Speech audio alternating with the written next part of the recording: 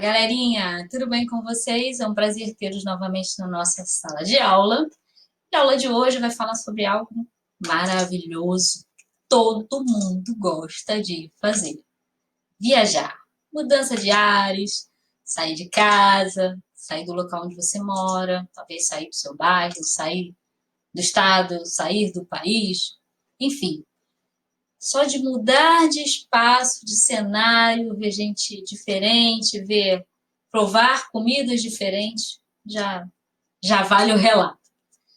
Gênero textual de hoje, galera, relato de viagem. É um gênero textual, fonte de estudo, objeto de estudo, melhor dizendo, justamente porque tem suas características próprias, diferentes de outros gêneros textuais. Nós temos aí imagens lindas, de lugares fantásticos, dois deles são no Brasil. Temos uma imagem do Rio de Janeiro, a imagem acima desse lindo pôr do sol de uma das praias do sul do país. Temos outras imagens aí de outros lugares do mundo. Para você, o que vale numa viagem? O que vale ser relatado numa viagem? Já fez uma viagem muito legal, da qual você considera inesquecível? O que você relataria dessa viagem? O que você anotaria? O que você registraria? E afinal, viajar é só sair de casa para ir para o outro lado do mundo? Ou você considera uma viagem você mudar de sair do seu bairro também, visitar alguém da sua família, um amigo? Varia para cada um, né? De uma pessoa para outra varia um pouco essa ideia de viagem, o que você considera viagem. Mas independente de ser para longe ou para perto, mudar um pouquinho, sair um pouquinho de casa, sair um pouquinho do seu cenário, do dia a dia, já vale bastante. Atualmente não tem sido muito fácil, não é possível fazer relatos de viagem, mas futuramente você vai poder relatar novas viagens que você vai fazer quando você sair da quarentena. Mas com certeza você tem alguns relatos na memória, algumas lembranças de viagens legais que você talvez tenha feito. Vamos ver então como seria um relato de viagem. Que características o seu texto, o seu relato, ele deve ter. Talvez você já tenha feito, talvez já tenha colocado esses aspectos, né, levado em consideração, mas nós vamos revisar aqui. Quando a gente fala de relato de viagem, a gente está falando de um texto do tipo narrativo. Tem uma aula aí só sobre texto narrativo, as características desse tipo de texto. Mas um relato de viagem, então você está fazendo uma narração, mas é uma narração que tem também descrições. Você faz uso de descrições. Você vai descrever a comida, você vai descrever o espaço físico, o cenário, talvez as pessoas, talvez você descreva uma situação inusitada que tenha acontecido. Não é muito comum fazer uso de descrições também. Tipo de linguagem, galera? Objetiva, clara, óbvio. Porque você precisa contar para o seu interlocutor como é que foi a viagem. Se você não for objetivo e claro, o texto fica cansativo. Então, o seu texto precisa ser claro, precisa ser objetivo e levando em conta o padrão da língua. Mas como assim, professora, padrão? Seguir o padrão da língua. Então, isso quer dizer que eu não posso fazer um texto informal? É claro que pode, óbvio. Mas lembre-se que outras pessoas vão ler o seu texto. Então, embora seja um texto que tem ali aspectos informais, você precisa seguir o padrão da língua. Cuidado que você deve ter, claro, com a escrita. Vamos supor que você vai fazer um relato de viagem para um amigo, um primo seu. Você está ali em mensagem de texto no celular, você está relatando como foi a viagem. É óbvio que você vai abreviar, vai usar gíria, né? É fácil, a gente entende isso porque você está numa conversa. Mas vamos supor que agora você tem que fazer um relato da mesma viagem para apresentar numa aula, ou uma aula à distância com sua turma, seu professor, né? Ou futuramente uma aula presencial. Aí você sabe que o seu relato ele vai ser avaliado. Então, cuidado aí com o padrão da língua, né? Com as regras gramaticais que você vai seguir. Mas é claro que mesmo numa mensagem de texto, ele ainda assim, se o relato precisa ser objetivo, A linguagem precisa ser objetiva, clara, e claro que você não vai escrever errado. Você pode abreviar, pode colocar uma gíria, mas você não vai escrever errado. E isso quer dizer seguir o padrão da língua também. Os verbos, galera, predominantemente no passado, no pretérito perfeito. É óbvio que você vai usar verbos no presente, no pretérito imperfeito, que mostra aquelas ações continuadas, né? Mas a maioria dos verbos estão no pretérito perfeito porque as ações já foram concluídas. Você vai ver ali um outro verbo imperfeito, verbos no presente, mas a predominância ali é do verbo no pretérito perfeito, ok? Outra característica desse tipo de texto é o tempo cronológico. Se você está narrando como foi a viagem, e você quer que a outra pessoa entenda como foi a viagem, óbvio que você não vai narrar o que aconteceu na quarta-feira antes do que aconteceu na segunda. Então, você vai seguir uma linearidade aí com relação ao tempo cronológico. Então, essas são as principais características desse tipo de texto. É um texto narrativo, vai envolver, óbvio, o personagem principal, você e as pessoas que você considera ali mais próximas que compartilharam essa viagem com você. Mas o protagonista é você. Óbvio que você vai colocar em primeira pessoa. Se você quiser colocar em terceira, pode ser, mas o relato de viagem, se for pessoal, se a viagem é sua, você pode colocar em primeira pessoa. E tem que ter esses cuidados, uso de descrição, cuidado com a língua, né, com as palavras da língua, tempo cronológico e muito cuidado com os verbos. Muita gente às vezes torna o relato confuso, porque peca na questão do uso do tempo do verbo. Quando foi que aquela ação ocorreu? E é isso que eu quero que o meu leitor entenda, ela já foi concluída, então eu vou usar o pretérito perfeito. Vamos ver na prática como seria isso? Bom, o primeiro relato que nós vamos ver hoje, um relato de viagem, é um relato de viagem completamente fora da realidade, do personagem Gulliver. Se você não leu o livro, aí As Viagens de Gulliver, leia. É um clássico da literatura universal, do escritor Jonathan Swift. Se você quiser também, tem um filme dele, você pode, claro, o filme é mais atual, né? Personagem mais atual, mas a ideia ali é a mesma, de uma pessoa que viaja para lugares que estão fora da nossa realidade. Vai dar para você perceber nesse trechinho que nós separamos para vocês aqui. São dois trechos, na verdade. Tem algumas palavras que estão sublinhadas. Então, essas palavras, vocês notem que ele vai citar ali, ele vai fazer algumas descrições a respeito do local. Ele vai mostrar a ideia de tempo para quem está lendo, faz você ver como é que as coisas acontecem ali no tempo cronológico, e ele vai usar os verbos no pretérito perfeito. Mas vamos à leitura. A Ilha Volante é perfeitamente redonda. Isso Gulliver, o personagem, contando. O seu diâmetro é de 7.807 toesas e meia. Isto é, quase 4.000 passos. Isso porque Gulliver ele é muito maior do que os habitantes dessa ilha. Então, ele está contando ali uma ideia, né, de quantos passos ele daria, 4.000 passos, já que ele é um gigante. E, por conseguinte, contém aproximadamente 10.000 acres. Perto de 3 semanas depois da minha memorável expedição, chegou de Blefuscu uma solene embaixada trazendo propostas de paz. O tratado em breve ficou concluído, em condições deveras vantajosas para o imperador de Lilliput, que é o nome da ilha. Então, nós notamos ali as características. Ele começa a usar algumas descrições que dão ideia para você de como é essa ilha. Ela é redonda, ela é volante e ela é redonda. Ele usa ali 4.000 passos, 10.000 acres para mostrar a extensão dessa ilha. Talvez você tenha uma ideia do que seja acre. Se não sabe, pode pesquisar na internet. Não vai dar spoiler sobre isso. Mas você pode também pesquisar fotos dessa ilha na internet. Você vai ver que não é uma ilha muito grande. E aí ele começa a falar sobre o tempo. E aí eu separei aqui algumas expressões que ele usou para o tempo e a questão dos verbos no perfeito, pretérito perfeito. Perto de 3 semanas depois da minha memorável expedição, então ele localiza você no tempo. Ele não deixa o leitor perdido no tempo.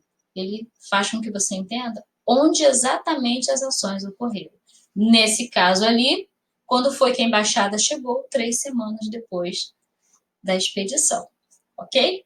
E aí ele usa os verbos chegou, ficou concluído, olha as ações aí no passado, no pretérito perfeito. Mas, professora, eu tenho verbo no presente, estou vendo um monte. Claro, tem verbos no presente. Mas só para dar um exemplo de como ele usou o verbo no presente, a ilha volante é perfeitamente redonda. É a professora aí, ó. Está no presente, não está dizendo que era perfeitamente redonda e nem que foi perfeitamente redonda. Isso porque ele está falando de uma característica dessa ilha. Ela é perfeitamente redonda. E é uma característica permanente da ilha. Mas quando ele fala de ações importantes que ele quer situar ou apontar para o leitor, ele vai usar ali os verbos no pretérito perfeito, já que ele está narrando essas ações, esses fatos, esses acontecimentos. Então, tá aí dica de leitura para vocês, As Viagens de Gulliver, uma viagem ao reino da imaginação desse fantástico escritor. Bom, agora nós vamos ver um outro tipo de relato.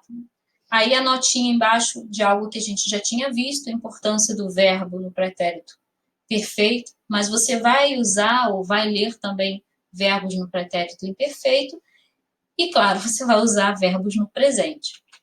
Mas a predominância, galera, é pretérito perfeito, ok? Ações que já foram concluídas.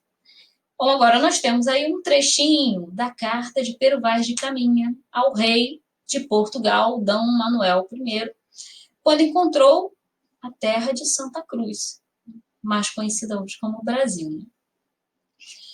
Nós vamos ver aí um trechinho dessa carta do Pero Vaz de Caminha, como ele descreve a ordem dos acontecimentos. E, claro, vocês vão ver também nesse relato dessa viagem, essa carta que ele manda ao rei é um relato de viagem, ele vai usar ali os verbos. Então, perceba como é que ele faz com que nós consigamos ver as ações ocorrendo ali, por conta do tempo cronológico e o cuidado que ele teve no uso dos verbos.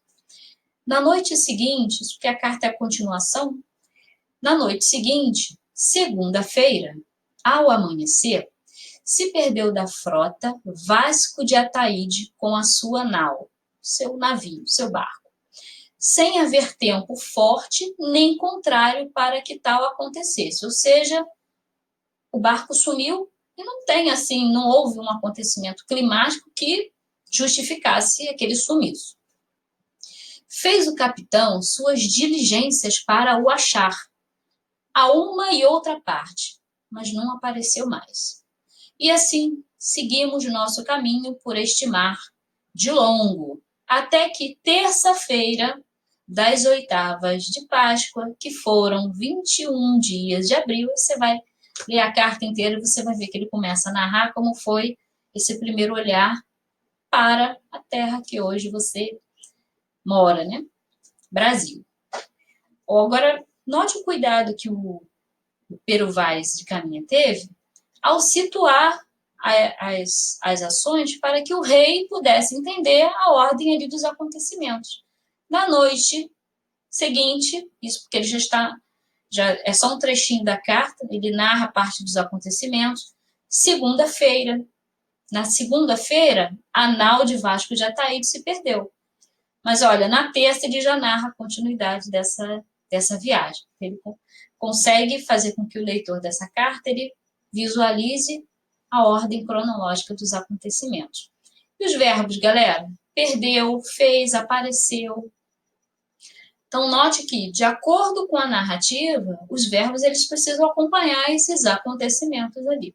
Predominância aí dos verbos no pretérito perfeito. Ali ele narrou, achei interessante ele descrever o cenário, estimar, é bem grifado ali. Qual era o cenário, qual é o ambiente, onde o barco se encontrava?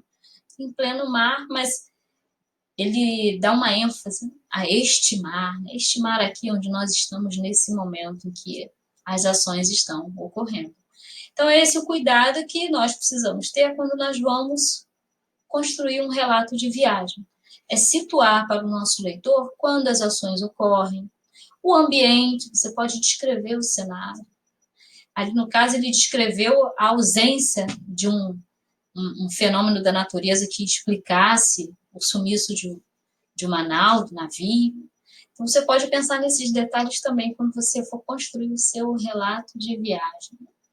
Bom, agora que nós já vimos 2 exemplos de relato de viagem, nós vamos falar de um outro tipo de relato de viagem, mas bastante ficcional. Uma série chamada Star Trek, se você nunca viu, nunca assistiu, tá aí a dica para você assistir, bastante interessante, porque, mais uma vez, é algo que acontece fora aqui do seu cenário, da nossa realidade. As viagens de Gulliver ocorrem no reino da imaginação. Star Trek é uma ficção, mas é uma ficção que, sabe-se lá, a ideia é que futuramente possa se fazer mesmo essas viagens. Mas ainda é ficção, tá, gente? Jornada nas Estrelas. Cada dia de viagem, um personagem, que é aquele personagem-chave daquele dia de viagem, ele vai narrar todos os acontecimentos daquele dia. Então, nem sempre vai ser o capitão a narrar o diário de bordo. Ah, professora, mas não é um diário? Diário é outro gênero textual? Calma. Diário de bordo é um diário de uma viagem, é um relato de uma viagem. É diário porque ele é feito diariamente, ok? Mas essa viagem aí da Jornada nas Estrelas, ela dura anos. Né? Essa galera passa anos no espaço e cada viagem dessa, o objetivo ali dos autores, né, dessa história é que os personagens eles possuem certas virtudes, personagem que é muito bom, outro é honesto, são virtudes. E a cada episódio, essas virtudes devem predominar sobre ações que não são virtuosas. Então, o objetivo ali de ensinar algo para aquele que está assistindo a série. Fala um pouco da relação de humanos com seres de outros planetas. Então, a nave, né? A famosa Enterprise, as coisas ocorrem ali, a tripulação viaja a bordo dessa nave, mas o cenário ele envolve também tanto seres de outros planetas como outros planetas também. Então, o cenário não é só dentro da nave. Mas o capitão James Kirk, famoso capitão aí, ele não é o único a narrar essas histórias. Então, é bem interessante a série. A cada episódio, você vai ver um personagem novo relatando a viagem do ponto de vista dele, porque naquele dia ele foi o protagonista da história, ou ele presenciou algo que aconteceu ali com os principais protagonistas. Então, é algo interessante, uma dica, né, para vocês quiserem ver como funciona um relato de viagem ficcional, no caso aí a bordo de uma nave espacial. Mas é bem interessante a maneira como a série ela trata com cuidado dos detalhes desse relato. Por exemplo, no relato de viagem que é feita na série, o personagem deve narrar a data estelar ali, e ele narra em detalhes tudo o que aconteceu. No seu relato de viagem, você pode narrar tudo o que aconteceu, ou você pode narrar os pontos principais da sua viagem. Mas você vai ter as mesmas características, descrição, ou de outras pessoas, ou de outros lugares, ou de outras comidas, ou de outras atitudes, ou de outros cenários. Você vai usar o verbo no pretérito perfeito, você vai seguir o tempo cronológico para que o seu leitor ele consiga entender o real dia, o horário ali dos acontecimentos. Bom, agora que você já sabe as características principais desse gênero textual, nós vamos ver como colocar em prática. O que você vai fazer? Sugestão de atividade, galera. Pesquise, e tem, tá, gente? Tem. Pesquise a letra de uma música que contém o relato de alguma viagem ou que expresse o desejo que o eu lírico tem de viver tal aventura.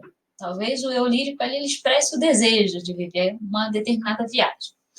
que você vai fazer com a letra dessa música? Você vai destacar expressões que o compositor usou para indicar sequência cronológica, tempo. Se ele falou ontem, hoje, depois de amanhã, expressões que dão ideia de temporalidade, você vai marcar ali.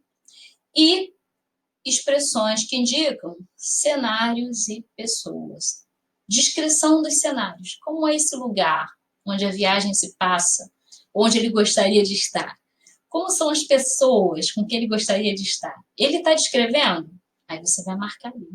É uma ideia de você ver como é que o relato de viagem, ele também pode ser trabalhado num outro gênero textual, no caso aí, letras de música, ok, galera? É uma atividade deliciosa de se fazer, porque você vai ouvir a música, talvez seja uma música que você não conhece, então vai ser uma música nova para entrar aí para a sua lista de canções, e é uma maneira também de você analisar, de uma maneira bem lúdica, como essas características do gênero textual, relato de viagem, são trabalhadas na área aí, na música, né? Para quem compõe, para quem trabalha com esse gênero fantástico que são as letras de música. Ok, galera?